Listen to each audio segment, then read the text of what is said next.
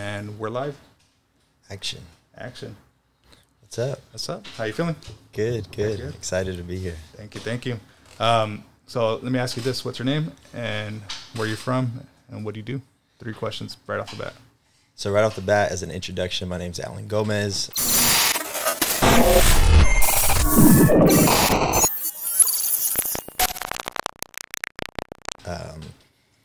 I grew up a little closer to like Los Angeles, Inland Empire, but I've been here in San Diego for probably close to 20 years now. San Diego's home. I love it out here. My family and I have a business in downtown San Diego, Las Hadas. So if anybody's heard of it, always come by, show love, support, just like this guy right here. Yeah, but that's one down here. Try to be, man. You know, a lot of competition, but that's what keeps us sharp. So, yeah, I've just been in the business my whole life. Love it. Exciting, especially right in the heart of the gas lamp. You got all the action and everything going on down there. So it's pretty cool. Yeah. Obviously, you know, you've been there a couple times. It's always a great time, great experience. There's never going to be a bad time. And what's cool about you guys is that I noticed you guys keep that like recklessness out. Like it's a very enjoyable environment where you're not going to bump into somebody and cause a beef. Everybody's there to have a great time. So that's what's awesome. Yeah, we try to keep it. Most of our business is all like regulars, repeat customers, people that have been supporting us, and they know it's a family place too. So I think that kind of creates a different energy, and people are understanding and appreciative of the fact that, hey, look, this is a place that we enjoy going. This is a place that we love to, you know, bring family, bring friends, and so everybody's very respectful. You know, and I think that's something that we've been lucky to be able to achieve and just kind of continue to strive to know, all right, when I come in here, I know what I'm going to get. I'm going to get good food. I'm going to get good service.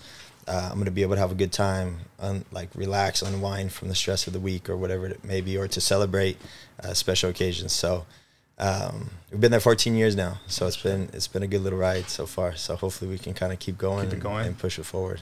So who came up with the Las Hadas itself, like the name and like this whole idea of becoming a bar or restaurant? So I grew up in the business. My dad's been in the restaurant industry his whole life. And my brother and I are the two that are pretty much like the main operators now. Shout out to Bobby, you know, making sure that Las Hadas is always running and pushing forward. So we just grew up like young kids tugging on our dad's pant leg, wanting to go to work with him. Grew up and kind of did everything, you know, worked in the kitchen, worked in the front of the house. We were both servers, bussers, worked our way into like bartending management. And so it was just kind of like in our bloodline, I guess you can say. And after I graduated from college, I knew that I wanted to get into the restaurant industry. So we kind of collectively sat down and decided that, all right, let's make this move. Let's commit. Let's go for it. And we opened up in 2008, which was probably not the smartest time to open, because if anybody remembers, 2008 was kind of like right around like the recession so to say. Yeah. But that's kind of like, I feel, why we were able to get into the business, because who's going to be dumb enough to open a business at that point in time, I guess you can say. But yeah, we got in, and so collectively, like I said, it's a family business. So it's myself, my mother, my father, my brother, all of us work there, and all of us have been there since we've opened. And the name, I mean, the name is, the origin came from the resort that's down in Manzanillo, Mexico. Okay. That's kind of like where the name came from. And when my dad was working for El Torito restaurants back in like the 80s, they would come up with a bunch of like different like one-offs, like specialty restaurants or like higher end restaurants, things that they kind of like wanted to have in different areas like Newport Beach, Laguna Hills, Laguna Beach, things like that. So they would open up like these specialized restaurants, and Las Hadas was like one of the concepts, and that was always something that kind of stuck out in his mind. So that was pretty cool. But ultimately it came down to the fact that everybody had their own like top 3. And it was the only one that was in everybody's top 3. So, like, I guess you can always say, too, like, in a family business, there's really, like, no cool, like, catchy story. Like, oh, yeah, this is why we named it that. Yeah. It's pretty much because it's the name that everybody agreed on, I guess. And, I mean, that's pretty much why. We thought it went well with the theme, with the concept, with the food, with everything that we were creating. And then, bang. Everything just had, before you know it, Las Hadas was open and ready to go. That's crazy. It's funny because I want to say El Torito is like kind of a well-named restaurant. Which is funny. My partner's dad works there. He's been working there for quite a while too. So I was like, it's surprising when I hear somebody else like, oh, El Torito. I was like, holy shit, I didn't really know like it was a big name restaurant. It's not only here in San Diego; it's up north as well, right? So that's crazy that like it came derived from there. That idea, that concept. But Bobby had like I was speaking to Bobby when I was shooting that night. He said that you guys all lived up there on top of the restaurant for quite a while. Yeah, so the first 2 years we lived up there, and basically so I went to San Diego State. I graduated. After I graduated, I ended up going to culinary school. So I moved back to Los Angeles. When I moved to LA and I was going to culinary school, I was working with my father at his restaurant up there, and I always knew that I wanted to move back to San Diego. That was like something that when I went back to Los Angeles, it gave me even more like motivation and reason to come back here, just because it feels like home. I feel like I'm more. San Diego is just more like my personality and fits my lifestyle a little bit more in comparison to like Los Angeles. So when we first opened the restaurant, it was just my father and I, because my father came down. My brother was still going to school. He was going to college. And I believe he had like a year and a half or 2 years left. And then my mother continued working up there. So my mom was an elementary school teacher. So basically the game plan was my father and I would come down here, get the restaurant going, allow Bobby to finish college, and then eventually after he finished, then my mother would retire, and then they would all move down here. And that's pretty much what did happen. But the first, I want to say it was almost 2 years, we lived right upstairs. So like 600 square foot studio.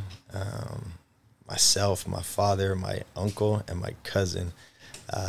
And then my uncle is basically our chef, and he's still there to this day.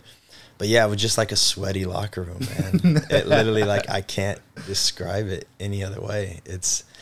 You would wake up in the morning and you would just stumble downstairs and you would go to work and you work all day and you'd come home, and it's literally like in a movie when you just like, all right, kick your shoes off, and throw your shirt off and just lay down, you know? And it would be just like after a long day of work.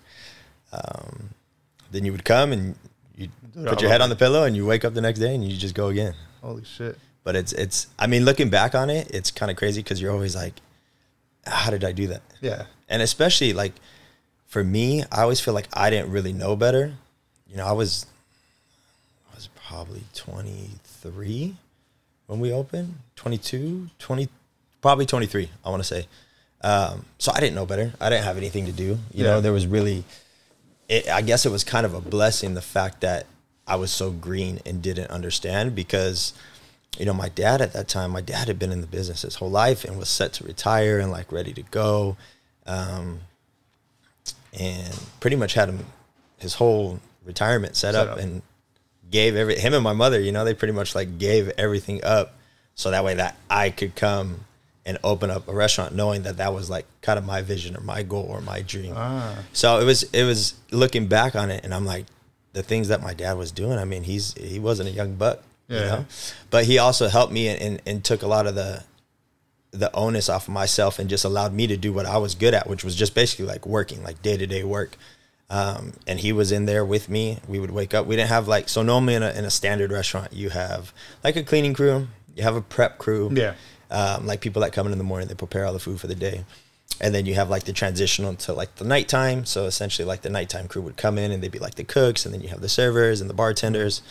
And then you have a cleaning crew like at the end of the night. So it's basically like stages, like all different steps. It's never a never stop process. It's always breathing 24/7, right? Yeah. And so like when we first opened, it was just my dad and I. So my dad would come in and he would clean the whole restaurant. He would do the front of the house, so he would sweep, he would mop. I would go and I would do the bar. So like I would clean the bar, I would organize it, set it up for the shift. And then my uncle and my cousin would pretty much be like the two that would go in the kitchen, but they were like the prep crew. So they would prep everything for the day. And then like 3 o'clock rolls around, we open up the doors, and it's basically, I'm the bartender, I'm the server. My dad was in the front, like outside, just hustling, trying to get people in. And then my uncle and my cousin were the two in the kitchen. So it's pretty much like we were just going nonstop. We didn't really we had a couple staff members for the weekends, because the weekends were like a little bit busier. But Monday, like Sunday through Thursday, it was pretty much just us four. Holy shit. And so like there was really nobody there but us. And I remember sometimes like we would have to pull, because the hardest thing to do in a restaurant is get people into an empty restaurant. They just walk by and automatically assume like, oh, that place can't be good. Because there's nobody, nobody in there. So how do you create that trust? Like, how do you like give somebody, besides talking to them and telling them, hey, come on in, join us, blah, blah. You know, people need the law of attraction. You know, people attract people. So sometimes we would tell like my cousin and my uncle to come out and like, hey, just sit at the bar. Just sit there so it looks like there's somebody there, you know? But yeah, it was a wild ride, man. And you just look back at it, and now to see like all the loyal customers and the following that we've had ever since we've opened, and it's like a communal place. And something that I realized for me that was probably you know, with COVID, it was something that you sit back and you wonder like, all right, well, what type of effect am I having on the community? Like the job that we actually do, how does it affect people? Our job is to serve, you know, like I'm there to serve people, to make people feel good, to make people feel welcome. Like I said, sometimes they'll come in and get away from the stress of the day, or sometimes they'll come in and celebrate, you know, celebrate a birthday or anniversary, whatever it may be. But like when COVID happened and the businesses were shut down, to have people like from the community reaching out to us and being like, hey, you know what? I remember I used to go there all the time when I was younger, and we're really like, we're pushing for you. We're supportive of you. We want you to make it. People would come in, they buy gift certificates. They would come in and they would do like to-go food. I remember. And it's, you know, for me, I always think like my goal is to help others, you know, to make sure that they're taken care of. But they were like really reciprocating that and saying like, look, man, we appreciate what you and your family have done. And we think you guys do a great job for the community. And we want you to continue to move forward. So that was kind of like cool to be able to see that, because at the end of the day, that's ultimately what we're there for. We're there for to create. Like when I was growing up, my dad always told me, he was like, don't make money, make friends. Because money comes and goes. You're going to have good days, you're going to have bad days. But the relationships and like the friendships that you're able to create are things that will be like lifelong for you. Mm-hmm. So that was kind of like always the things my brother and I think we look up very highly to our father. And there's a lot of things, obviously, through his experience and his wisdom and his knowledge and his time in the industry, he was able to pass down to us. So it's kind of like, all right, well, we got to make sure that, one, we follow through with him because he's been there. But two, also, you know, we want to make sure he understands that we're listening. And our goal, ultimately, at the end of the day, is like to make him proud. You know, we want to be able to say, hey, look, Pops, go hang out, chill. Yeah. Like, we got this. You know, Bobby and I will be okay. And that's the other thing that we've kind of been able to do now, is like collectively step up to the plate and be like, hey, you know what, if you want to come in, you can always come hang out, you know, do whatever you want to do. But him and Mom are like essentially retired now, so to say.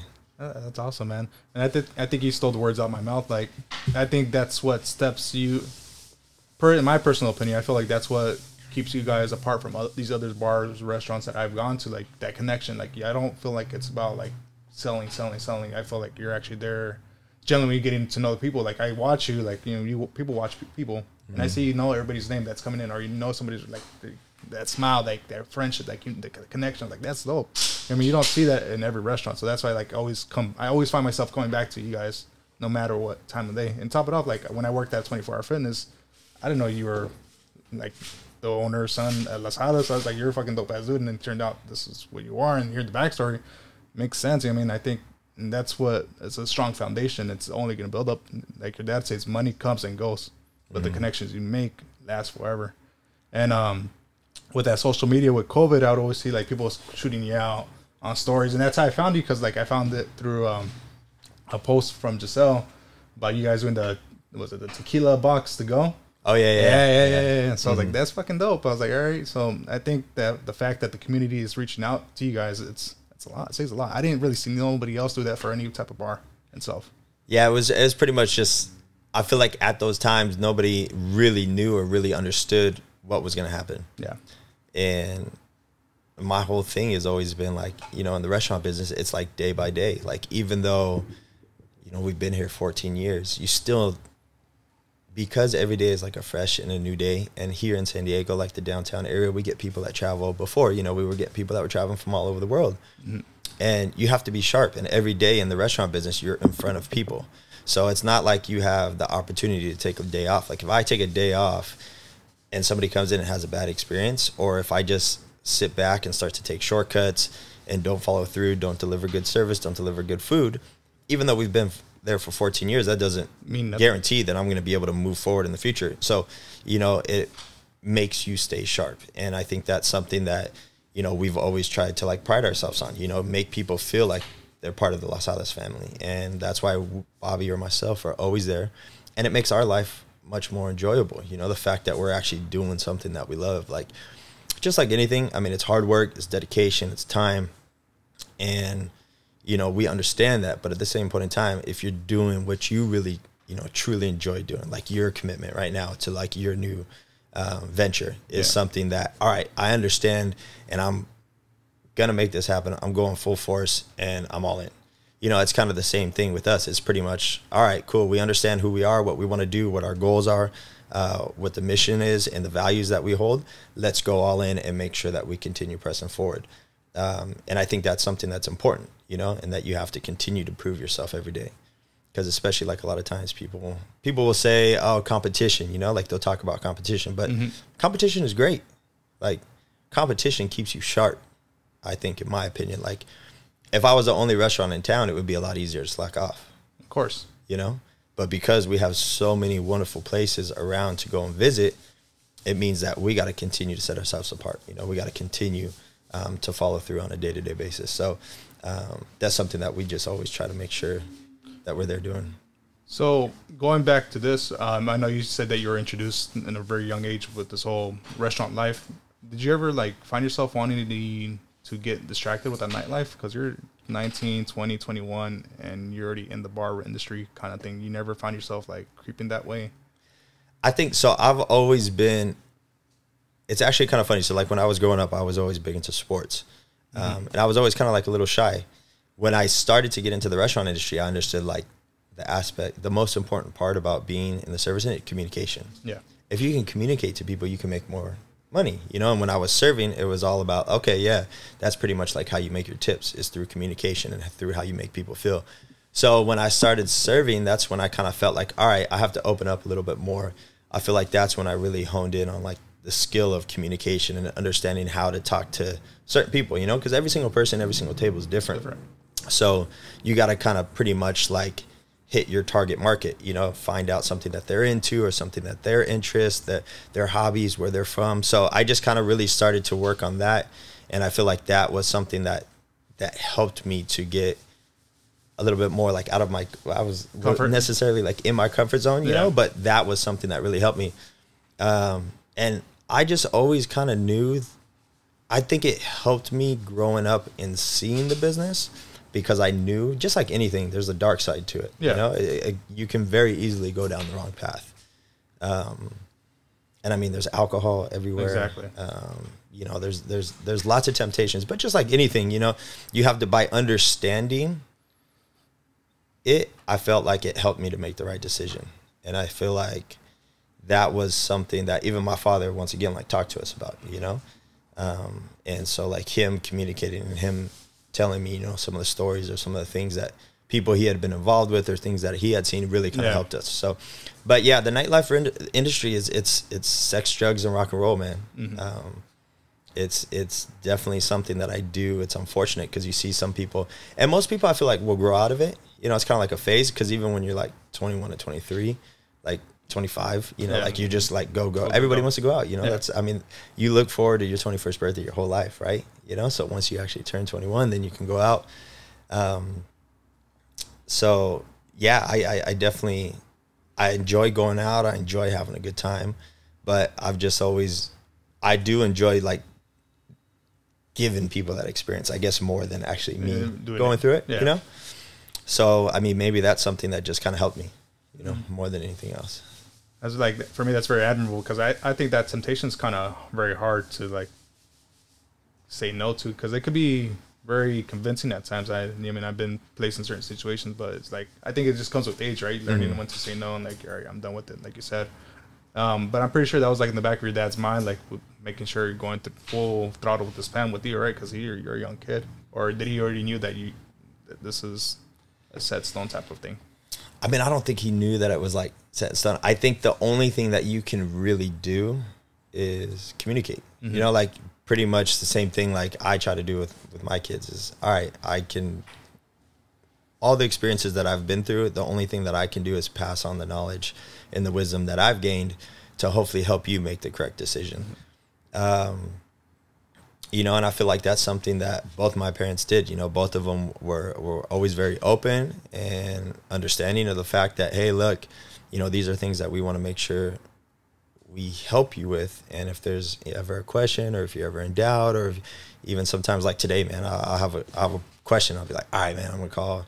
Even though I probably know the right answer, I'll just call one of my parents just to like run it just so I'm kind of saying it out loud. Sometimes like when you say things out loud, it helps you make a little bit of a better decision, I feel like.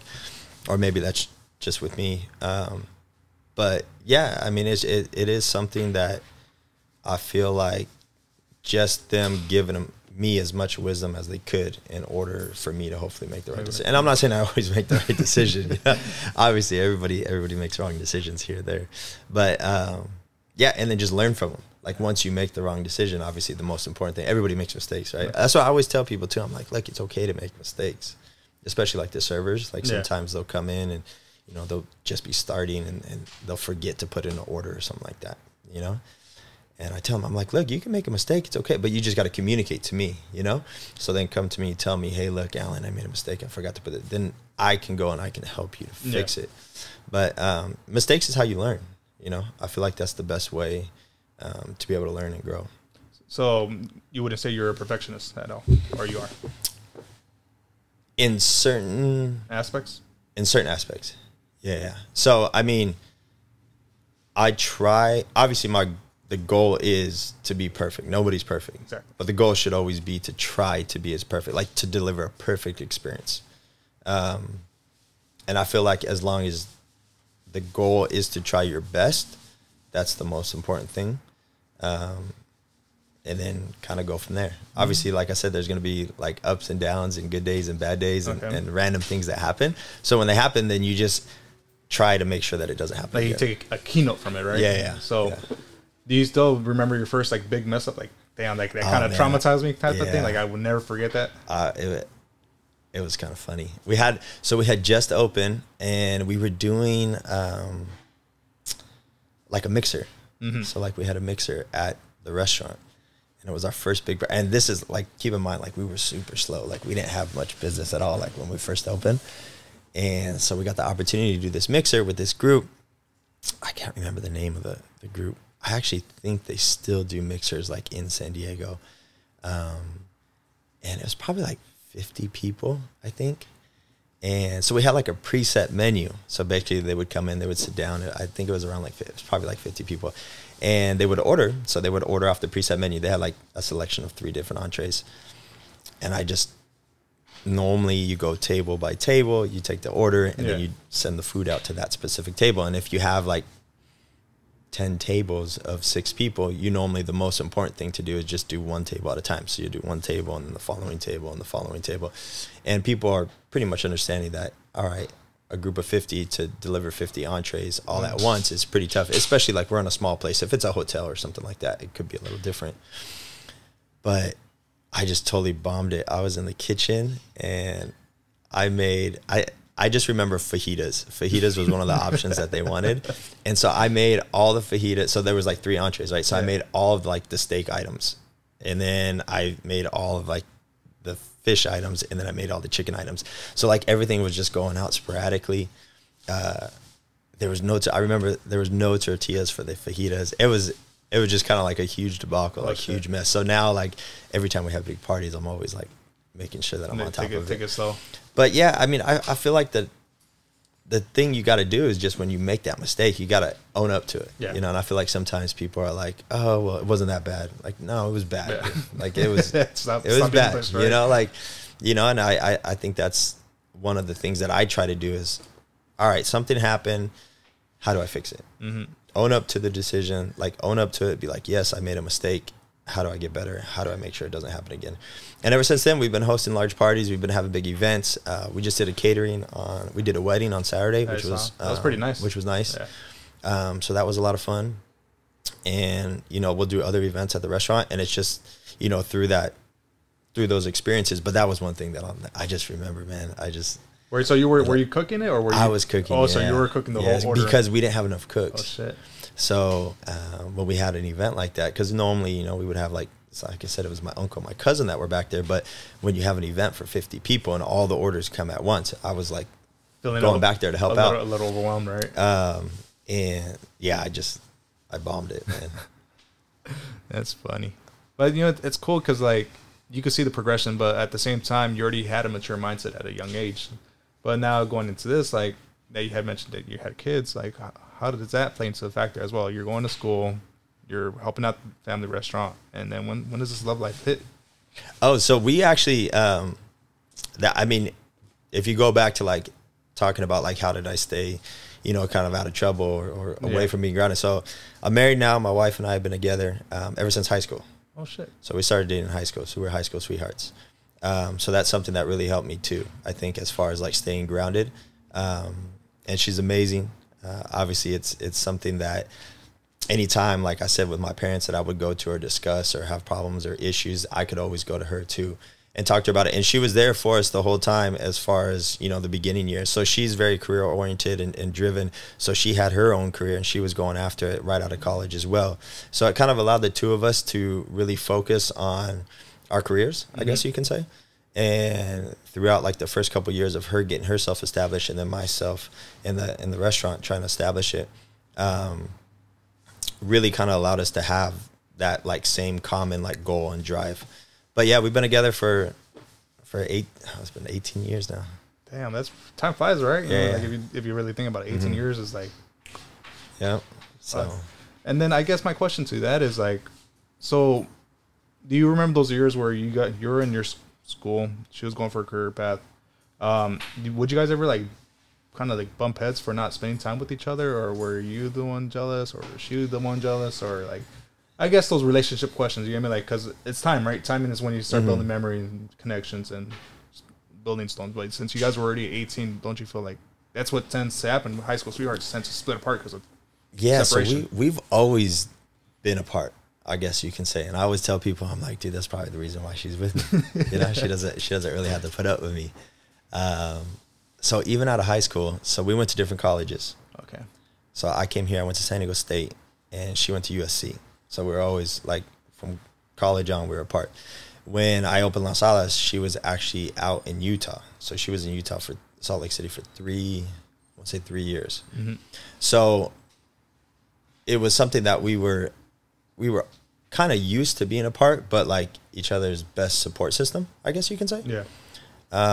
And, you know, she just always understood, like, what my goals were, and I always understood what her goals were. And I think together we knew, like, all right, if we stay focused, if we get through, you know, anytime you open something or start something, there's sacrifices that need to be made. So I think because we were both going through kind of the same experience, we were able to understand that there's no reason to have any type of like jealousy or hard feelings or anything like that, but rather just support each other, you know, and allow the other one to flourish. So that way when we did eventually come back together, we could start like setting up the next stages of our life, you know? And that's kind of what happened. I mean, I'm sure it sounds good and easy right now, but yeah, I mean, there was definitely challenging times, and it's tough being away from somebody that you love and somebody that, you know, just trying to talk to them on the phone. And even though you're talking on the phone or you're talking every day, you know, you still don't have, it's tough when you're distant. Yeah, you know? It's that physical connection, right? The physical touch that you need. That's crazy. But from there, like when she came back, were you guys already established by then? Like, yeah, I mean, so like we never had a break.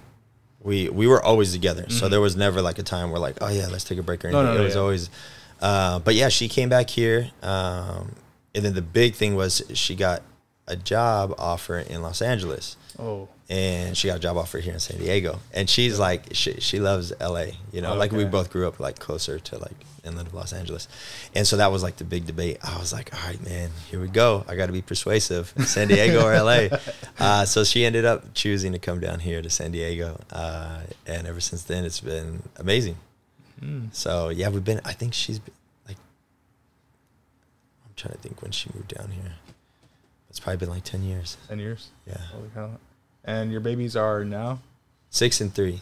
6 and 3. So maybe 4 years after, like you just didn't leave her alone for 2 years, in a sense, back to back. And boom. Yeah. And how's fatherhood? It's amazing. I love it. I think it's very challenging, but it's also very rewarding. And just seeing how quickly they grew up, and also seeing the connection, you understand a little bit more. I feel like I understand a little bit more about what my parents went through, and like what like just like the day-to-day things, but then also like what they're, everybody has like a vision, right? Like, okay, you want your kids to do this, and how do I get them, obviously outside of the realm of like, you know, being healthy and education wise and things like that. But, you know, you have a game plan. Like as parents, you should always have a game plan, and how do you follow through on that game plan, and like just the sacrifices that they made. So I just try to make sure that, I think the number one thing and the most important thing is that my kids know that my wife and I are there to love them, to guide them, and to help them in any way. And by just being supportive and giving them that nourishment, that'll allow them to really flourish into who they are, because their personalities are so unique. And that was one thing that I never really understood about children, is that like right when they come out, like they already have, personality. Yeah. Like, so, and both my children are like, they're very different.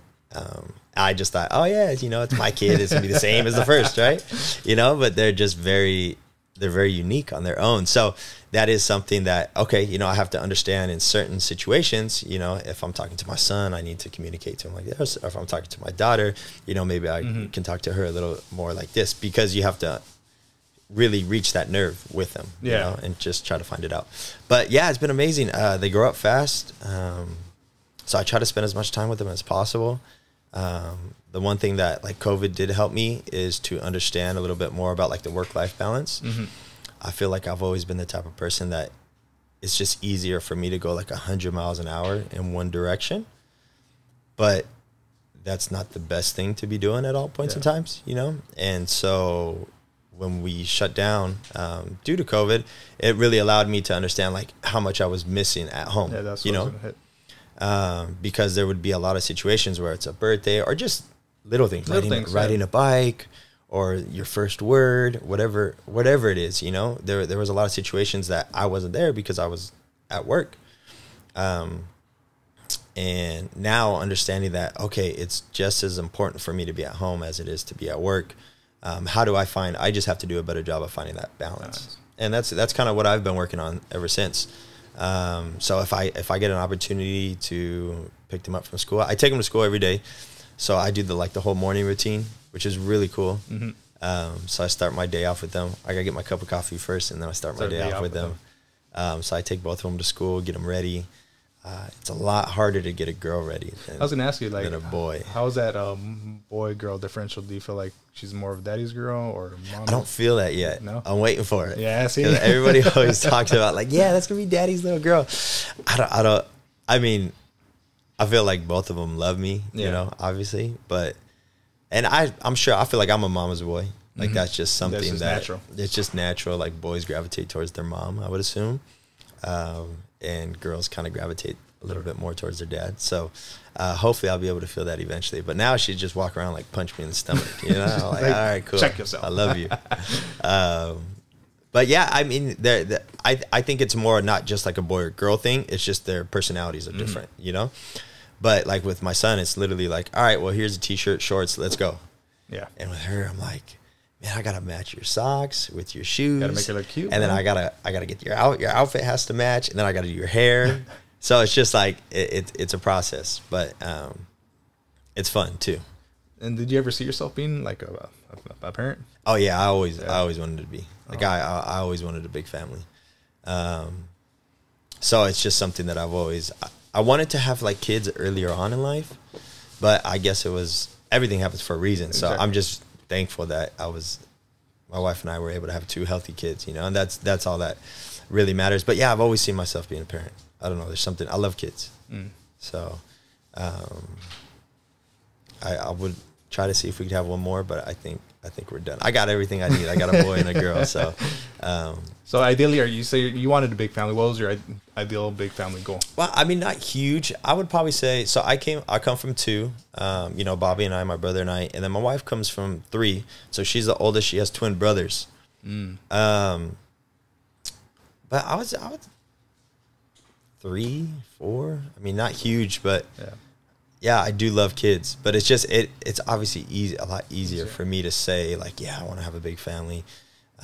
She's the one that kind of carries most of the workload, you know. So, like I said, I'm happy. I got my boy, I got my girl.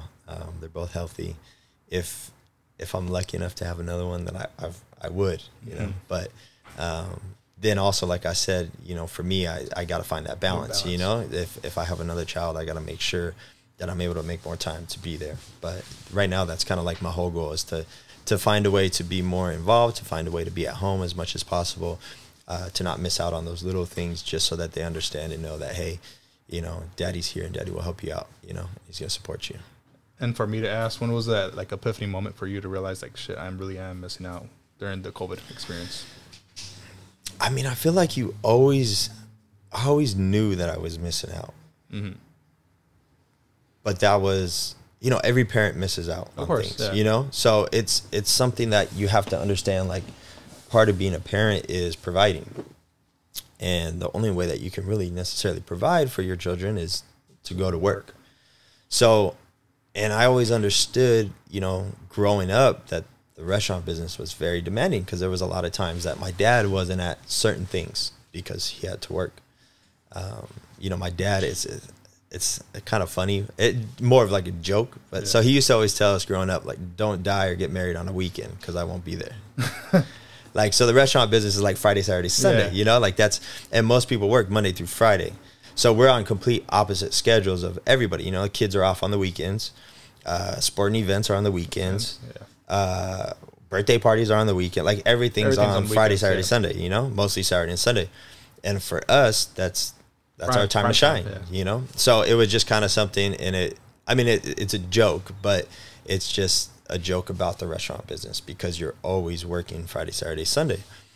So I always knew that I was missing out on little things, but I just also knew that I needed to do what I could do to provide for them. But it wasn't, I don't think I had like an epiphany moment. It was just like my wife was still working. So the whole time during COVID, she was working, and I was not, because we were closed. So I was pretty much like a full-time stay-at-home dad. And I loved it. Yeah. I mean, it's challenging. It's definitely challenging, but I loved it. And I think that's just kind of what made me say, okay, well, hey, look, now I have to make sure that I make more time.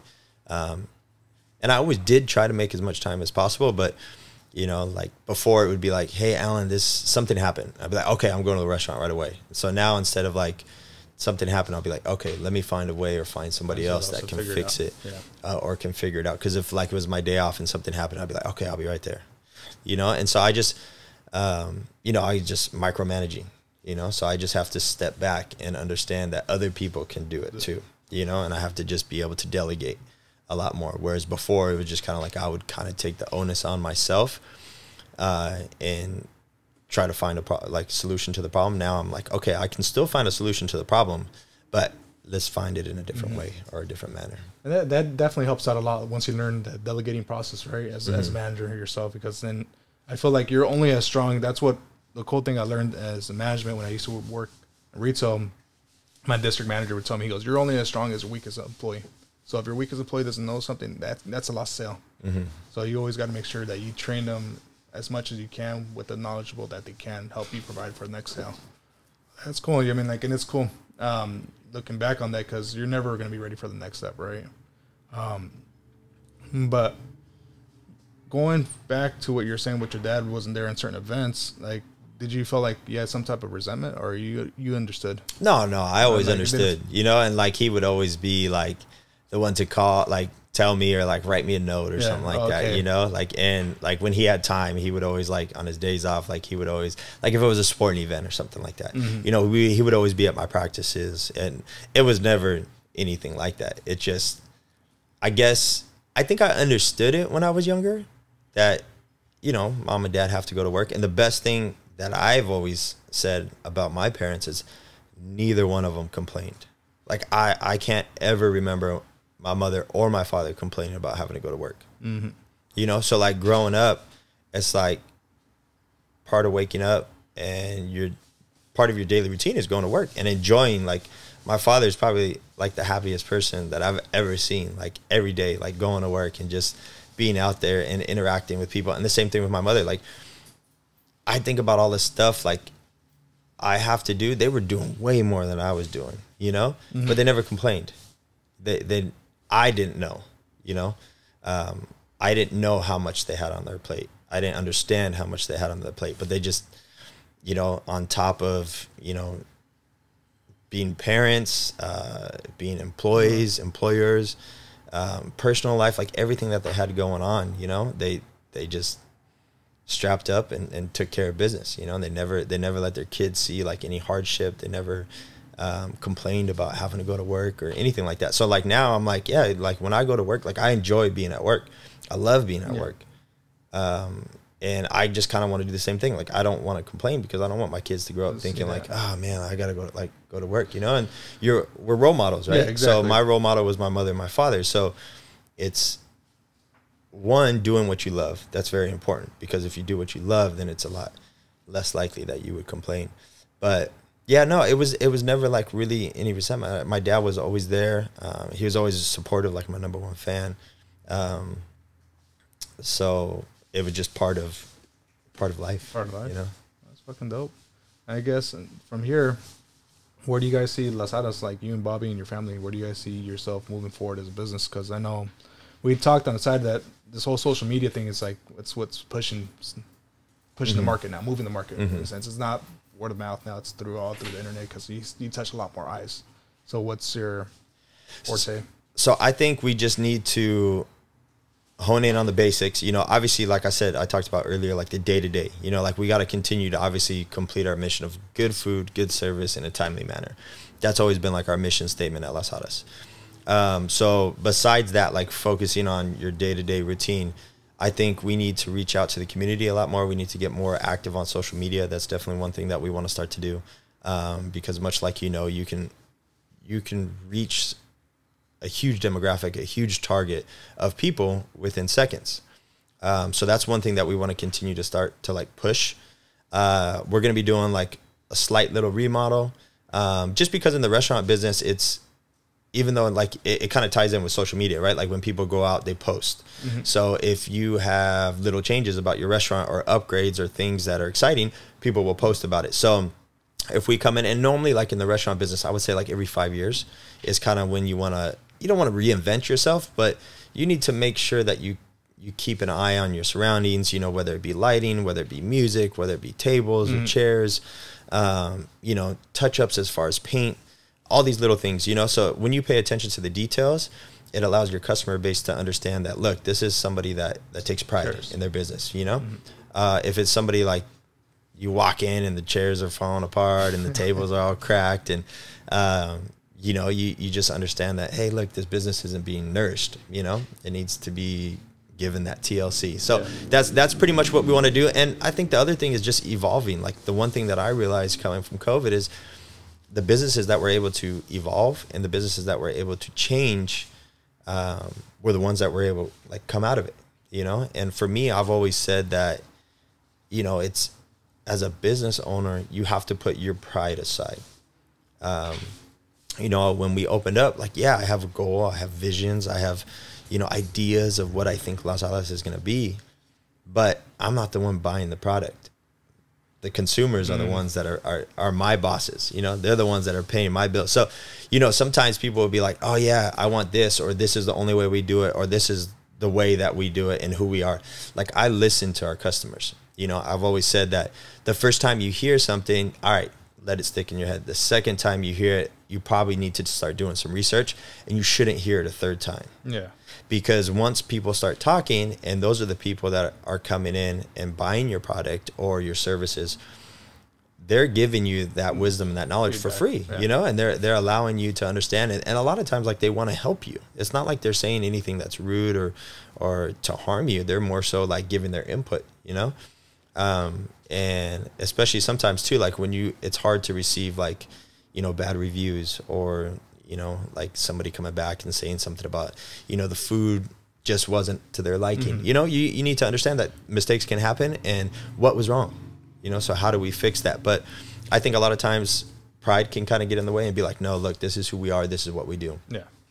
We just got to understand that the consumers are ultimately, at the end of the day, the ones that have the final say, and the ones that we want to make sure that we're taking care of. So, you know, they're the ones that are buying the products, and they're the ones that are helping me put food on the table, so to say.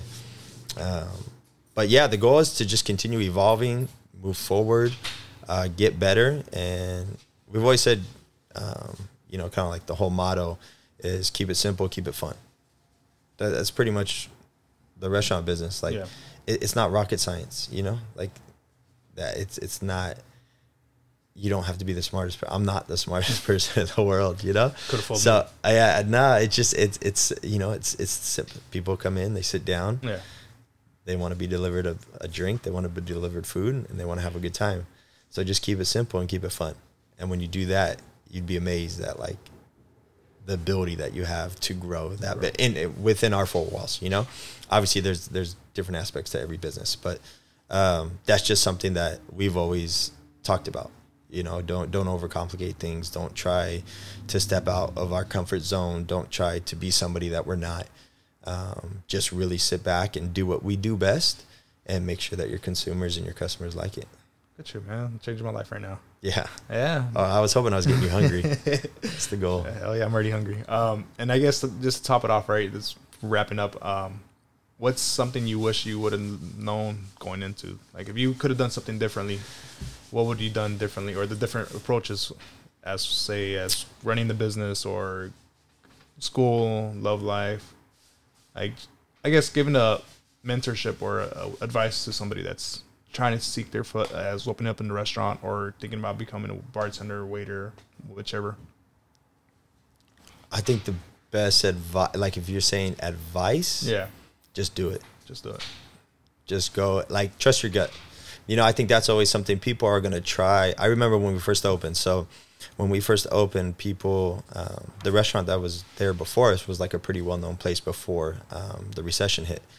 And for us, it was always like, people would walk by and they'd be like, oh yeah, that's the old Chive. Chive used to be the name of it. So they'd be like, oh yeah, that's the new Chive. And I would continuously hear that, you know? And for us, we're trying to create an identity, you know? So we want, and now people walk by and they'll be like, oh, that's Las Hadas, you know? So like, looking back, but you just got to go for it. You know, I feel like that's the only way, and just commit. You know, whatever you want to do, whatever you have a passion for, just commit to it. People will tell you that you're not going to make it, but that's okay. You know, it's all about you doing what you truly love and you have a passion for, and you enjoy doing it. And when you enjoy doing something, it's a lot easier to make the commitment when you enjoy doing it. And don't give up. Like, that's just the easiest thing. It's the hardest thing, but it's the easiest. Like, just keep going. You know, no matter what, you're going to have bad days, but the next day, just wake up. That's kind of what I've always tried to say, is like, every day is a fresh start. So as cliche as that sounds, like, I mean, it really is true, you know, like, just put past whatever mistakes you made, learn from them, and then move forward. Well, there we go. And so just to give a shout out for you guys, Las Hadas, where is it located? So we're right in the gas lamp, 558 4th Avenue. So right on the corner of 4th and Market. So yeah, anytime you guys want to come in, show some love, we always appreciate it, and look forward to seeing you. And there you go. And I'll be putting up his location hashtag Instagram as Las Hadas. So if you guys want to click it on, there it is. The information's right there. Again, Alan will take care of you guys. Trust me. Appreciate you. Thank you, Vic. No, thank you for coming out, man. We're done.